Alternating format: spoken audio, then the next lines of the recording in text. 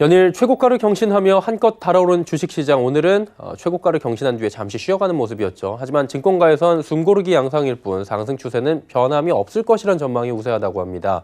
연말 랠리의 기대감 속에 12월 증시 전망 증권부 김혜영 기자와 이야기 나눠보도록 하겠습니다. 오늘 숨고르기 한마디로 좀 쉬어가는 장세가 나왔습니다. 장 막판에 낙폭이 좀 커지긴 했는데 증권가에서 추가 상승 여력 나오고 있거든요. 어떻게 보고 있습니까? 네, 오늘 코스피 지수는 1%대 하락하며 2600선 아래로 내려왔습니다. 연일 사상 최고치를 경신하며 피로감이 다소 누적된 데다 MSCI 신흥시장 지수의 리밸런싱이 이루어지면서 패시브 펀드 자금이 빠져나갔기 때문인데요. 사흘 만에 쉬어가기 양상을 보이긴 했는데 단기 과열에 따른 불안 심리가 작용하고 있지만 증권가에서는 상승에 베팅하는 모습입니다. 외국인의 어떤 위험 선호 심리 재개, 그리고 이제 기업 실적에 대한 이제 가시성 확보가 시장을 좀 탄력적으로 좀 이끌었다고 좀 봐야 될 것 같아요. 이게 단순히 어떤 기대감에 의한 산물이라기보다는 수급과 어떤 실적이 조합으로 만든 어떤 시장의 어떤 강한 상승이다, 이렇게 정의를 드릴 수 있을 것 같습니다. 내년에 대한 어떤 기대감들이 반영되는 구간이기도 하고, 또 시장에 어떤 변수를 줄 만한 어떤 굵직한 이벤트들이 이제 종료가 된 상황이라서 다소간의 어떤 속도 조절은 있을 수 있겠지만 상승 흐름은 좀 지속이 될 것으로 전망을 하고 있습니다. 최근에 코스피 이렇게 올라오는 데는 외국인들의 몫이 굉장히 컸다라고 이야기들을 하죠. 오늘 2조 4천억 원 정도를 팔긴 했는데 외국인들의 방향성 어떻게 봐야 될까요? 네, 최근 코스피 신고가 행진은 외국인의 매수세가 주도를 했습니다. 오늘 장에서는 외인이 MSCI 지수 리밸런싱 영향으로 2조 원대 매물 폭탄을 던졌는데요. 이 현상은 지수 리밸런싱 때마다 나타나는 전형적인 코스피 대장주의 매도 움직임으로 좀 보시면 될 것 같고요. 증권가에서는 일시적인 이벤트일 뿐 한국 시장에 대한 외국인들의 러브콜은 한동안 이어질 것이라는 전망입니다. 다른 나라 주식시장과 비교했을 때는 한국 주식시장 매력이 있거든요. 외국인 자금 아마 순매수가 더 될 걸로 보는 게 더 맞을 것 같아요. 과거의 경기가 돌아서는 국면에서는 외국인 투자자들이 1년 이상 매수세가 관찰되거든요. 내년도 상반기까지는 외국인 자금 들어올 수 있는데 속도는 조금 이제 둔화될 것 같다는 게 기본적으로 갖고 있는 생각입니다. 매수 여력은 충분하다라고 봅니다. 최근에 사고 있는 업종들을 보면은 실적이 좋은 업종을 미리 선취면을 하고 있는 구조이기 때문에 그 기조는 조금 더 가시성이 있지 않겠나, 매수 기조는, 이렇게 보고 있습니다. 그리고 원화 강세 얘기도 계속 나오고 있잖아요. 원화 강세 현상은 좀 장기화 될 것으로 보십니까? 네, 위험 선호 심리가 두드러지면서 달러화 약세, 원화 강세가 이어지고 있는 건데요. 증권가에서는 이 같은 흐름은 한동안 지속될 것으로 전망하고 있습니다. 기본적으로 이제 달러와 약세 기조의 연장선에서 원화 강세가 이루어질다고 봐야 될 것 같고요. 그런 맥락에서 본다면 원화 강세는 불가피하다. 전형적으로 위험 선호 심리가 이제 회복되면서 이제 원화 강세로 연결되고 있다고 봐야 될 것 같아요. 저희는 내년 정도의 시계로 본다면 1,080원, 만약에 좀 더 오버슈팅한다면 1,060원 정도까지도 원화 강세가 좀 이어질 수 있다 보고 있고, 근데 그게 그리고 지금 변수는 역시나 코로나19 재확산세인 것 같습니다. 정부도 예의주시하면서 지금 단계를 격상하고 있는 분위기인데 증시는 좀 굳건하거든요. 하지만 또 일각에서는 증시에 발목 잡는 요인이 될 것이다라는 얘기가 나와요. 이 부분은 증권가에서 어떻게 봅니까? 네, 정부에서도 거리두기 단계를 올리는 등 코로나 재확산을 막기 위해 예의주시하고 있는 모습입니다.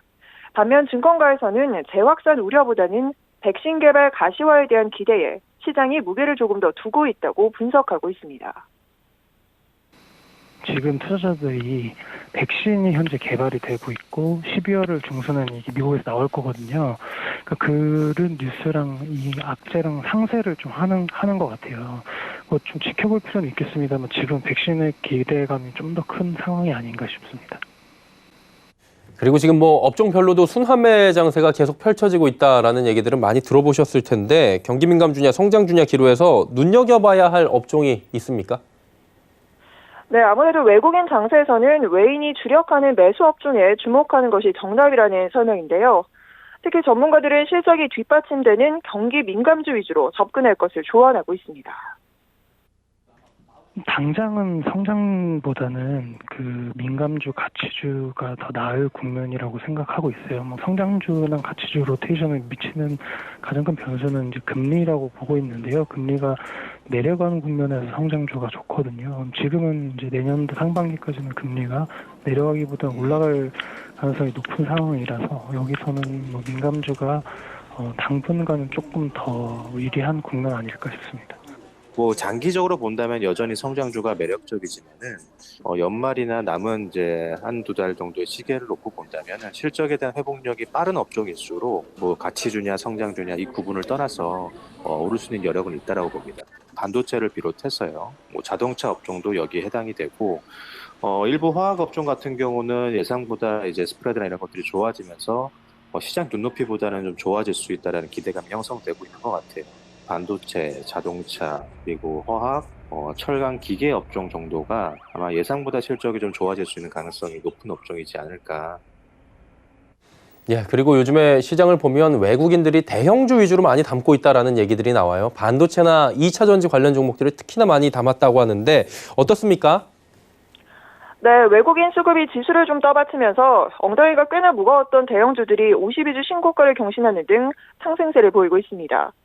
삼성전자나 SK하이닉스, LG화학, 삼성 SDI가 대표적인데요. 전문가들은 외국인 수급에 더해서 업황 개선과 실적 기대감 등이 더해져 있기 때문에 이런 대형주의 상승 랠리는 지속될 것으로 예상하고 있습니다. 반도체, 2차 전지 그리고 뭐 자동차까지 이 정도 볼 수 있을 것 같아요. 전반적으로 외국인이 들어온다고 처음에는 대형주를 안 살 수가 없거든요. 수급 측면이라도 대형주가 유리한 국면인데 여기서 반도체는 업황 기대감이 있는 편이니까요. 뭐 반도체를 가장 좀 선호하는 편입니다. 네, 이러다 보니까 뭐 내년도 3,000포인트에 대한 장밋빛 전망도 나오고 있습니다. 어디까지 올라갈 수 있다고 보던가요? 네, 단기적으로는 이 숨고르기 국면에 진입할 수 있지만 업계에서는 이 상승 추세는 지속될 것이다라고 입을 모으고 있습니다. 지금 연말에 시장이 강한 이유는 이제 내년이 좋을 것이라는 기대감 때문이기 때문인데요. 내후년에 아마 시장의 코스피 순이익이 한 146조 정도까지도 가능하다, 2022년에. 근데 그 레벨이 우리가 과거에 달성했던 가장 높은 레벨이었던 2017년도 넘어가는 규모이거든요. 그래서 아마 시장은 뭐 저희가 적정 밸류로 보더라도 2,800 이상은 가능한 영역으로 갖춰지고 있지 않나 이렇게 판단을 하고 있습니다. 예, 마지막으로 그렇다면 연말 대응 전략 어떻게 가져가야 한다고 하던가요? 네, 전문가들은 대형주 위주의 투자 전략이 유효할 것이다라는 조언을 하고 있습니다. 지금은 이제 시장의 다소간의 과열을 시키는 과정이고 또 그러다 보니까 너무 이제 시장이 올라가는 거에 편승하기보다는 실적 좋은 대형주에 대한 저가 매수 그게 좀 더 바람직하지 않겠나라고 보고 있습니다. 대형주 위주로 계속 투자하시는 게 바람직하지 않을까 싶습니다.